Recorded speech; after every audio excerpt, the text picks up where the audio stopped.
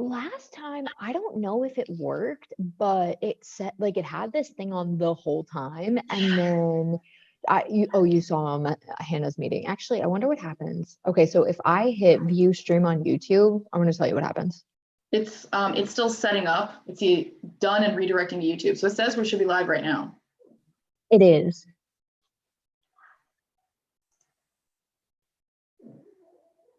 Hold Can on. you hear me? That's me talking. Sorry, that was me talking in the. Oh, it's okay. I was trying to do the same thing where I loaded it and now I'm just like leaving it to go. I guess I should put it in product virtual submit.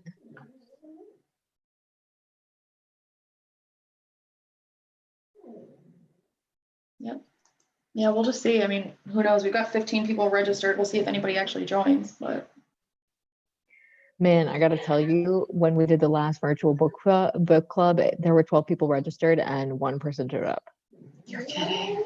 No, I mean, it was actually a really good conversation. Oh, fuck, that's what we need to sync on. Oh my God, I just cursed and we're live streaming. That's really embarrassing. Sorry. It's okay. We'll have Sophia figure it out later. Oh, goodness. Technology, right?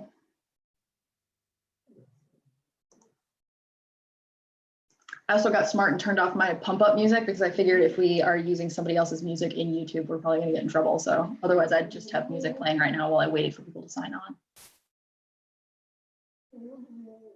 We got a live one. Yes. Laura, thanks for joining us today. Super excited.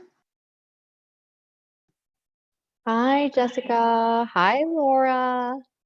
Hi, Jessica. I remember you from last night.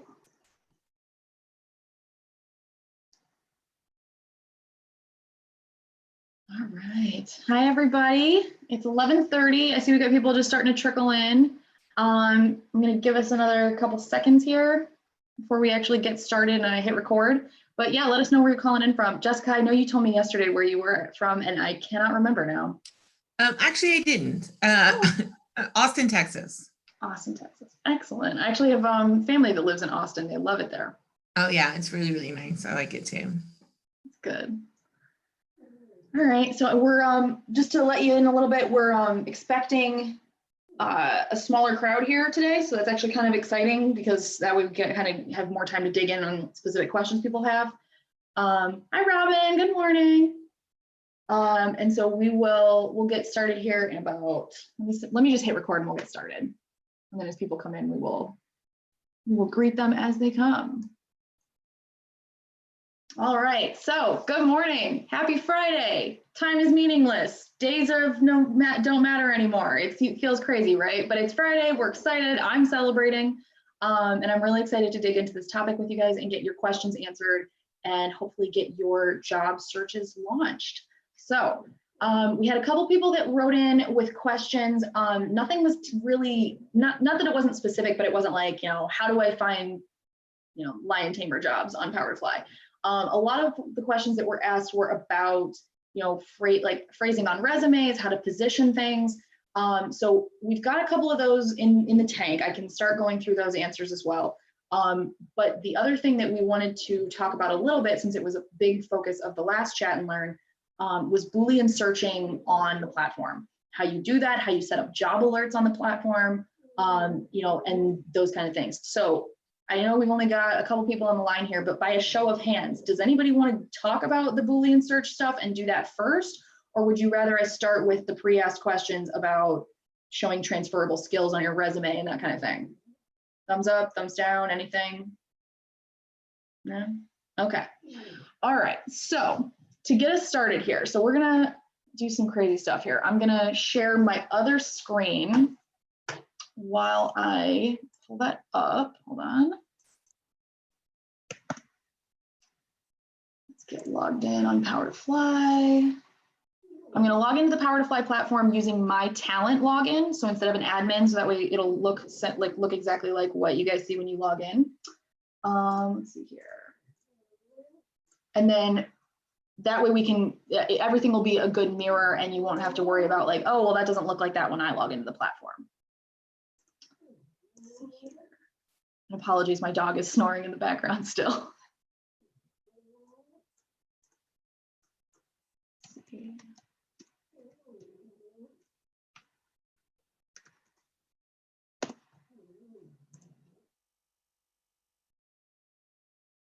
Okay, so what we're going to do here is we're going to share my other screen.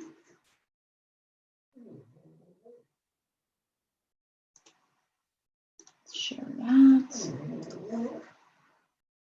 Okay, so what we've got going over here.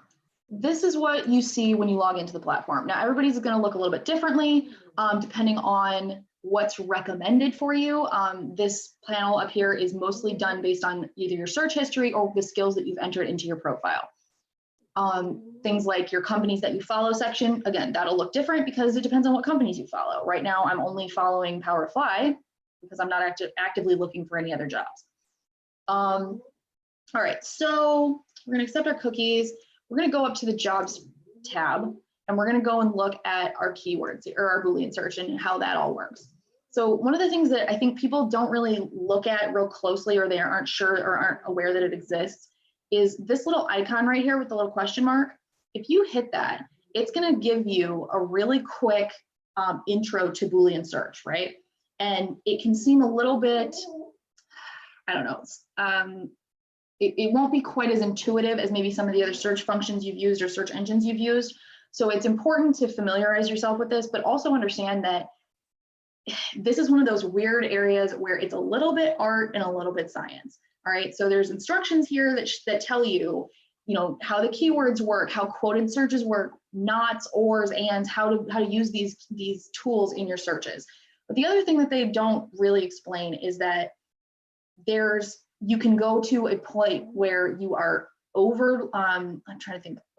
over specific in your Boolean searches, and that will artificially limit the search results that you get back from the platform. Now, this is where it starts to be kind of a balancing act, because we get a lot of people, especially into the high-at inbox, that ask questions like, I'm not sure how to use the search function. I want to make sure that I get really dialed in and only see part-time jobs, or only see, head writer positions or something like that. I do think that there are ways that you can do that, absolutely, but you're going to be doing two things that I think are really not good for your job search. Like I said, you're going to be artificially limiting your results. So what you're going to get back might be very, very narrowly pointed. So yeah, you don't have to spend time reading something that might not appeal to you or might not apply to you. But in the case of like what those specific keywords are that you're using for that search, you might be pulling out and, like I said, artificially limiting or removing from your search results or things that might be a little bit related to what you're looking for, or that might just not be, they might be completely targeted for you, but they're not contained, like they don't contain the keywords that you're searching for. So you're not going to see a job posting that might really apply to you because you haven't listed exactly the right keyword that is required for that search.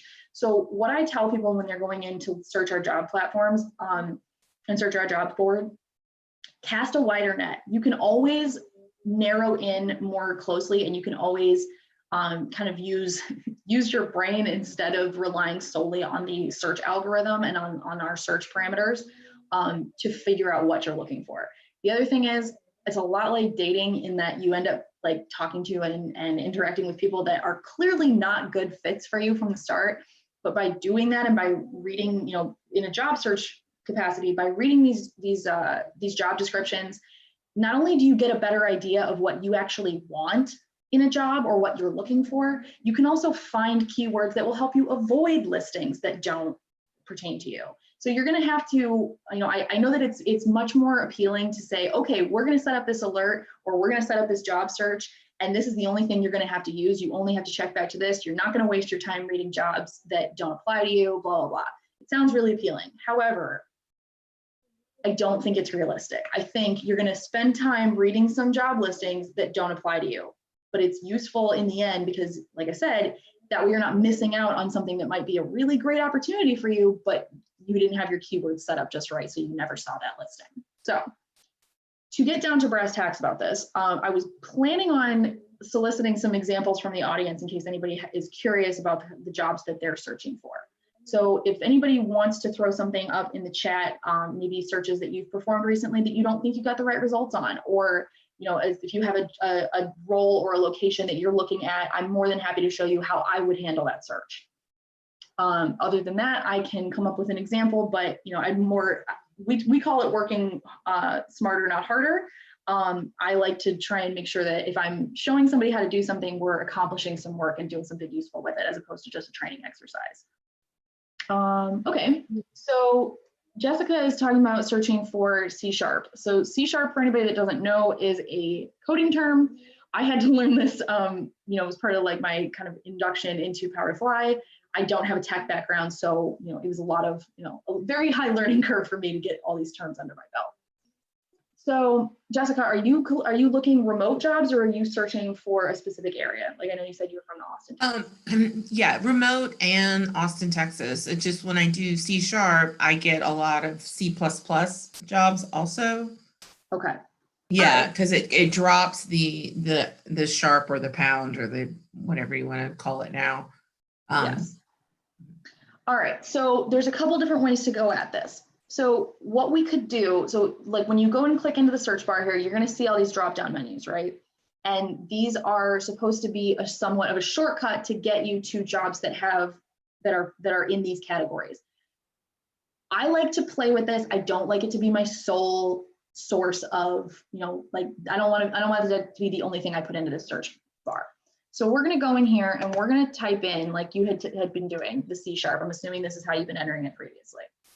So I'm going to take out Toledo because obviously that doesn't apply. And I'm going to leave the location section blank for now, because like I said, we're going to cast that wide net and then we're going to start moving our gaze inward. We're going to start narrowing our focus. So we're going to start with C#. Now, what you're going to see, like Jessica said, is that as you scroll down here, when you get past the featured jobs, you can see a little bit more clearly where it's highlighted, and you can see that C# is contained in these like in these job descriptions, but it's not what's actually coming up. What it's only searching for is that C on its own. So then what I would do is I would go in with quotation marks and put C and the sharp in quotation marks. So then I'm going to hit search again and see what we get. Now, we're still pulling up the same numbers of jobs. And if you scroll down again, you can see that highlight in here, it's still not including your sharp. All right. So then what I would probably do from this point, let's see, I would click on, let's see, this C# developer role. Okay. Now, apologies, Jessica, if this is not one that you're interested in, but I'm going to use it for an example for the moment. So what you can do if you go in here, if you go into this job role here, or this job description, you can scroll down and there's a note in here to create a job alert.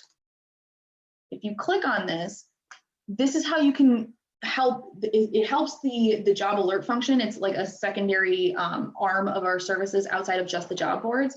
But you can get roles that you're interested in. You can tell the computer, hey, I'm interested in this type of role, and get more results like this. Now, again, not a perfect system. The algorithm is made by people, so it's, there's bound to be flaws in it, but this is a good way to, if you find a job role that suits you, even if it's closed, you can still build a job alert based on this role. So, all right, so we've got this role here. I'm going to duplicate this tab so that we don't lose that result. And then I'm going to go back in here into our search, and I'm going to look at some of these other results that we're seeing. Okay, so we're seeing more of this search with the C#, but we can't get it to show up. So then my next move would be to go in here and type in C# spelled out. Let's see what kind of results we get from this. And Meg, can I just jump in here? Oh, yeah, go for it, Nicole. Jessica, at any point, if you say you do find a job, or you need a little bit more help with the job search or anything, you can always reach out to amyt@powertofly.com, and I will drop that in the chat. And you can, they'll be able to assist you in finding a job, and that goes for anyone else on the call as well. And, we also do have a bunch of non-tech jobs on the site. So we do have a big focus on tech, but it's not just technical positions. And we have a blog post that came out recently that had, I think, 34 non-tech jobs that are hiring. So I will drop those in the chat. Thank you, Nicole. All right, so as we scroll down here, we can see that this C# that we're looking for does show up in a lot of places. Now, depending on what your search, what your first search term is, we could go a certain route here, and I'm going to show you what we can do, but it's going to illustrate how you can artificially limit your search results if you try and dig too deep and try and narrow too closely with your actual search terms. So if we go back up to the top here, we're going to go back, we're going to do C#, and then I'm going to type in not, hold on, C++. Let's see. So right now we've got 3,284 job results. I'm going to see what this does to our search. Now we've got nothing. So this is one of those things where I tell you guys, it's sometimes an art. It's a little bit more of an art than a science, because it's going to take experimentation. It's going to take messing with your parameters to see what we can get pulled up for you. So let's see, Jessica, can you give me an additional term to pair with that C#? Yes. So what I've been using is .NET. So Okay. C# and then .NET, because those are kind of the same technology-ish. Okay. And that's been helping a lot with getting, I was just wondering if I was missing any. Yeah, right. so that's better. That gives me more of what I was wanting. But I was just wondering if I was excluding something, but if that's the way to do it, then I think I got it. I mean, okay, so like we saw, you went from 3,000 jobs on that results page to 300. So yeah, you're right. It is going to artificially limit what you're seeing. Now, if you are at a point, so we've talked a lot about starting like casting a wide net and then narrowing. The flip side and the kind of devil's advocacy argument against that is that when you're first starting to look, if you want to cast a narrow net because maybe you don't have a ton of time to commit to this job search, maybe you are just curious, you're not really actively looking, but you're just curious to see what's out there and you just want to see what's going on. Those are times when having an artificially limited search might not be the worst thing, because if you start narrow and you see you're only getting 381 results, let's say that you've gone through all of these because a couple weeks have gone by and you've gone through this whole list and you now decide this is, these aren't working for me, but I still want to keep looking. That's the point where I would say, okay, then let's re-widen the search. Let's open it back up to larger results and use some of the functions of the website to help you flag the jobs that you've already looked at, and also kind of make sure that you're reading through these job descriptions, right? Because one of the things that I learned a lot in the time I spent as a talent advocate for PowerToFly is that a lot of the terminology that people use or that certain companies use to describe their roles, especially when it comes to job titles, those change from company to company. So it can be very helpful to take like a position from, let's say like a Microsoft job description calls something, I don't know, the C# specialist. If you take that into Google and say C# specialist in quotes and then job titles, you can then try and parse out what are some similar job titles that mean the same thing but are actually different titles on like at face value. So that would help you expand your job search a little bit and know that, okay, I can search for this term, but that's only going to return people that maybe already work at Microsoft or roles that are only with a specific company. So that way you can kind of tell where else or what other terminology you should maybe be using to search for similar roles at other companies. Let's see. Okay, so we talked a little bit about the Boolean search. Like I said, when we talk about anywhere that you see this job hunting button, you can set up a job alert for that. So because I already have a search in this, like a search parameter in here, if you click this job hunting button from this page, it's going to set you up a job alert based on the search that you're currently executing. Now, if that's not what you want to do, that's not a problem. You can delete all of this and replace it with other terminology. But like I said, if you click that question mark again, it's going to tell you about how that Boolean search is going to work, because this uses Boolean search as well. So if you want to erase all of this, again, you can start with these drop downs, but you can also set up multiple versions of this job hunting email, of this like alert service.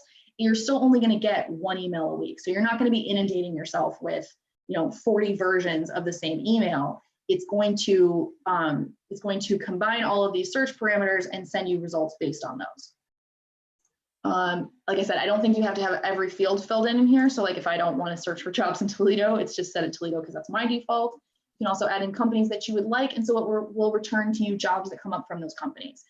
It's going to give you a longer list for your job alert weekly email, but it's not going to hopefully artificially limit your search by combining, you know, let's say you're searching for C# roles, but you're also interested in technical writing. It's not going to only return you results that are suitable for both of those parameters.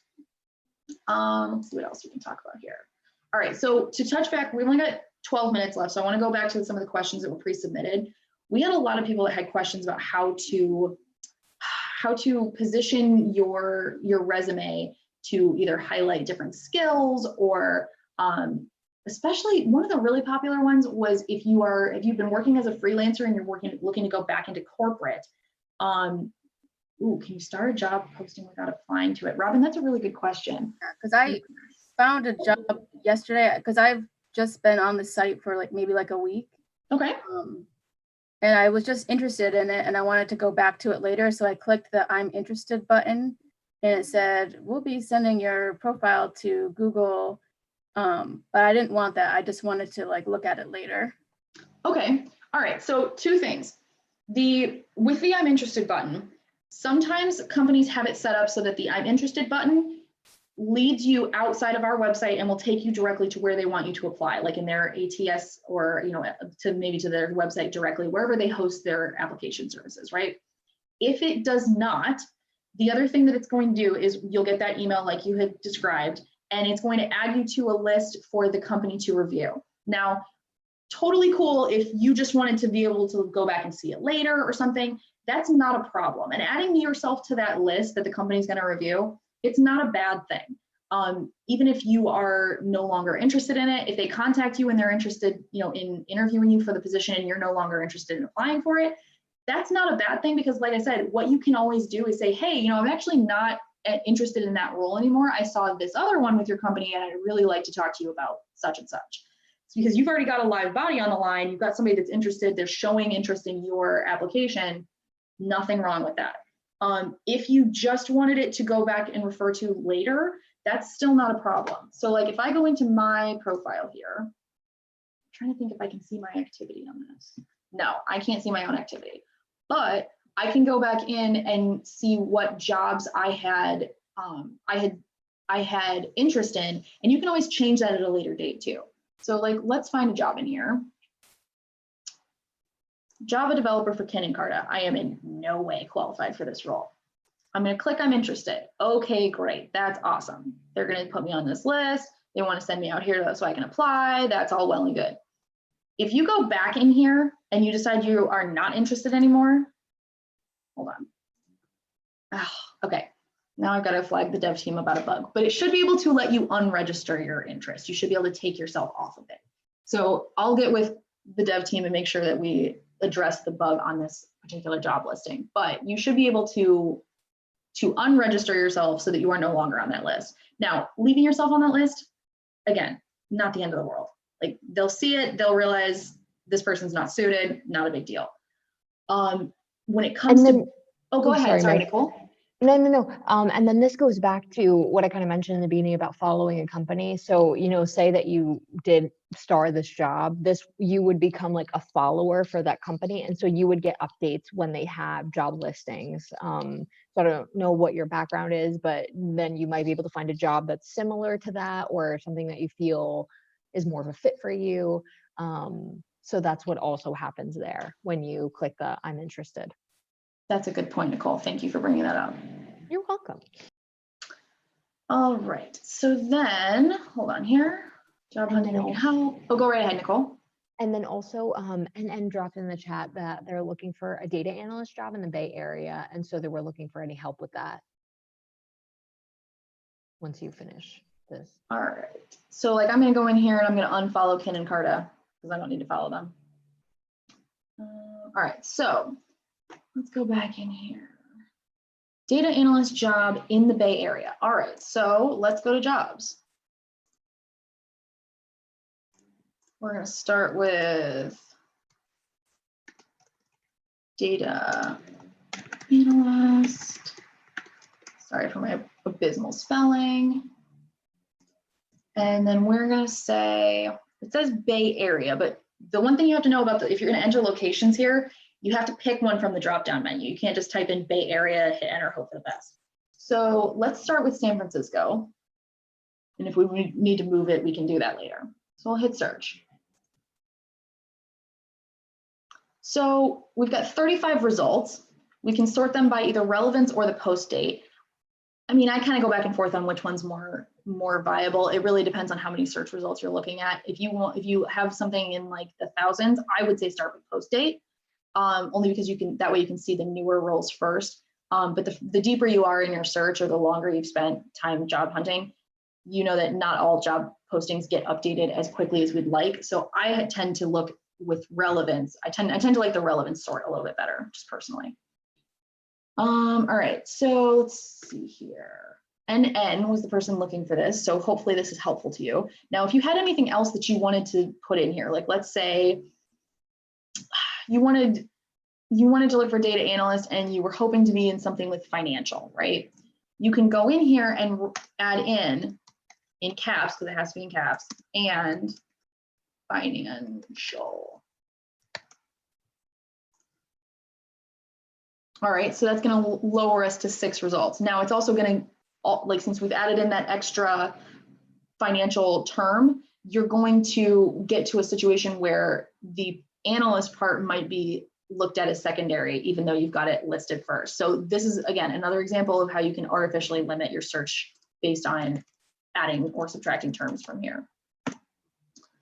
Let's see, and actually for whoever's curious about this listing, that's the other thing you can do. Once you've done your search now, so let's say I really like this search, but I don't have time to go back and get, I don't have time to go through 35 results right now. What I can do is I can copy the URL for this search. So I'm going to copy it right now. I'm going to throw this into the Zoom chat so NN can copy it down if they want it. That URL that I just put there will take you back to this search. Now, if you do this like 2 weeks from now, your results might differ because it's not going to save your results here. It's just going to save the search. But this is a really good thing to do if you find a specific combination of terminology that you think really suits what you're looking for. This is a really good way to save your search. Let's see, I'm trying to think. Nicole, did we get any more questions that are in the chat? I know we've only got 5 minutes left, so I want to make sure we hit everybody's high points of what they wanted to learn today. We did not, and just said thank you. You're welcome. You're welcome. Thanks so much for joining us. Okay, so last thing before we go, so we've only got 5 minutes left.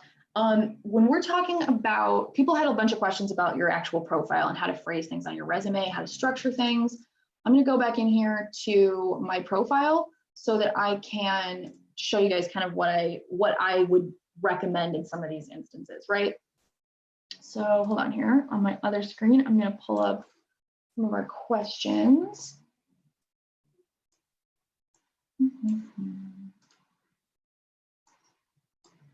All right. So a lot of people talk about how, so this one, what does this question say? I'd love to hear any tips or best practices for job searching when returning to work after staying home with kids for several years. Okay, one thing that you can look for are companies that have something called a returnship program. It can be very helpful for moms coming back into the workforce. However, not every company has that, and not every company calls it that if that's something that they're looking for. So one of the things that I would suggest is if you are looking at, from a resume perspective, if you're trying to say like, hey, I'm looking to get back into the workforce, blah, blah, blah, anybody that's had, whether it's for kids, health reasons, if maybe you didn't have to work because you hit the lottery and then you blew all the money. One of the things that I recommend for people that have a break in their job history, but they're trying to address that on their resume, this is a really good time to highlight your soft skills. So no matter what you've been doing for the past however long you weren't working, you weren't sitting alone in a dark room doing nothing. You know what I mean? You were interacting with people, you were developing soft skills, whether you knew it or not. So one of the good things that I like to call out, and this is a really good thing to use, especially the Your Story section. So I'm going to go in here to edit my profile so you can see what these sections are called. Use areas like Your Story to highlight and to call out some of these soft skills that you've developed. All right. So let's say like if you've been staying home with kids for a number of years and now you want to go back into whatever business. This person didn't specify what they're coming from or what industry they're in, but let's say that you're trying to go back into, project management or event planning or something. You can absolutely call out some of the soft skills that you've been using as a mom, because let's be real, that is a hell of a job. It takes a lot of skill to do. Nicole, I'm sure you can speak to this, but having to manage, somebody else's life on a day-to-day basis teaches you soft skills. You learn conflict resolution. You are probably very good at negotiations because you've probably been negotiating with toddlers who, if you attended our talk with Donna a couple of weeks ago, toddlers got nothing to lose. They're some of the best negotiators in the game, man. They're really good at this. And probably patience and communication. Yeah. I think patience is probably number one. That's what I'm learning a lot of right now. So yes. So absolutely call out some of these soft skills that you've had to develop. And I know it feels silly to be like, I learned conflict resolution because I no longer wanted to watch Peppa Pig 12 hours a day. Yeah, it feels silly, but I'm telling you, these are valuable skills. These are valuable experiences that you can call back on and say, look, here's how I learned how to do this. I developed these skills. This is why I'm an asset to your company. Let's see, transferable skills on a resume when changing careers. This one was a big question as well. One of the my best tip for you: read the job description, look at the buzzwords of what they're communicating in, what they desire out of a candidate. You're not only looking for buzzwords, but you want to look at the action words. Anything that's a verb. I created, I did, I led, I supplied, I managed, I whatever. Echo those words in your resume. So if I wanted to go in here, I would look at some of my action words. I create, I execute. I would make sure that those mirror what I'm seeing in the job description. It's a really super simple, slick psychological trick to make sure that that person that's reading reading your resume immediately sees super easily how you are a fit for this role. See, a lot of more. I have a question. Yeah, go for it. So kind of up to that, how many different resumes, would you have? Would you take every time you're submitting a resume, kind of tweak it for that job position? Or do you have like a technical one versus a leadership one versus a project manager one? Yes. So when I was searching for jobs, when I was still on PowerToFly before I got this role, I had a paralegal resume because that's what I had skills in. I really didn't want to go be a paralegal again, but it's what I knew how to do, and you got to do what's going to make money. So I had a paralegal resume. I had an admin assistant resume. I had a general admin. So if somebody needed a secretary or, team manager, office manager, something like that, I had a resume for that. And I had cover letters to go with each. Now, what that meant was if I was applying to a role that fit the paralegal one, I could start with that base paralegal resume, tweak whatever action words I needed, insert buzzwords that matched, let's say I was applying to a firm that was all about civil rights and that was, their bread and butter. I could change up my resume to match that. Or if I was looking at a family law firm that was more about, divorces, custody, that kind of thing, I could then highlight and shift. And honestly, some of it isn't even really changing buzzwords so much as it is reordering some of the tasks that you did to put the ones that are more applicable to the job you're applying to at the forefront. You want to make it think of it like you're creating almost like a cheat sheet for the person that's reading your resume. You want to make it as easy as possible. You want the stuff that really applies to be at the forefront because that's what's going to get the most scrutiny. Yes, hiring managers do read your full resume, but like any person, there's going to be more focus given at the start of a task than maybe towards the end, right? So you're going to want to make sure that you're calling out and making it obvious, smack them in the face with how good and how suitable you are for this role. But yeah, I would absolutely have, I think I had 5 different resumes at one point and 5 different cover letters. So I could go back in and not have to reinvent the wheel every single time, but I could say, okay, I really liked how I phrased it on this one. I'm going to pull the copy from that. And then I'm going to reinsert these buzzwords, make sure that all of my, dear sir or madam, I'd love to work at, ABCYZ firm and blah, blah, blah. But yeah, absolutely. I would keep a folder with all of your resumes in it. That way you can even see, this is the version that I sent them a year and a half ago. It didn't really do much, but the role's posted again. So why don't I tweak it a little bit more and maybe send them this, and this, maybe this time will be, this will be a more visible resume from them. All right, so we're at 12:02. I don't want to keep everybody over. I do want to thank everyone for coming today. I hope that you guys got as much out of it as I did. I really enjoy hosting these. Like I said, I'm more than happy to do the kind of loosey-goosey answer questions on the fly thing, but if you want to submit questions in advance of the next chat and learn, or next office hours, I'm sorry, then we can absolutely have a little bit more detail prepared for you and make sure that we've got maybe some more targeted results for whatever your particular search might be.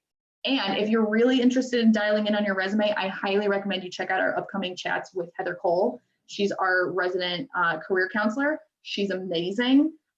She's way better at this than I am. I'm just coming off of experience from my own personal job search and then being a talent advocate for PowerToFly for a year. So she's got a lot more expertise that she's willing to give to our community. So very valuable resource there.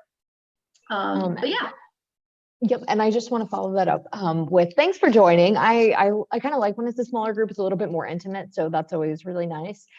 We have tons of events. We have events daily, and then next Friday we're doing an office hours coffee break, which is literally just coming and talking about how you're doing. It's really nice to just kind of have a decompressed moment in all this craziness. So feel free to join us there. Bring a friend if you want. And then also, I just want to flag that we're having a virtual summit June 15th to the 17th. It's totally free to attend, and we have amazing, amazing speakers, politicians, amazing CEOs, directors, founders of companies. So, please feel free to join us. And in that, we'll also be having a 6-hour virtual job fair.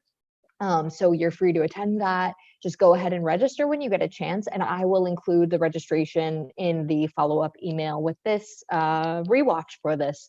So keep an eye out for that. So thank you so much, everyone, for joining. We love, having engagement and having people join these.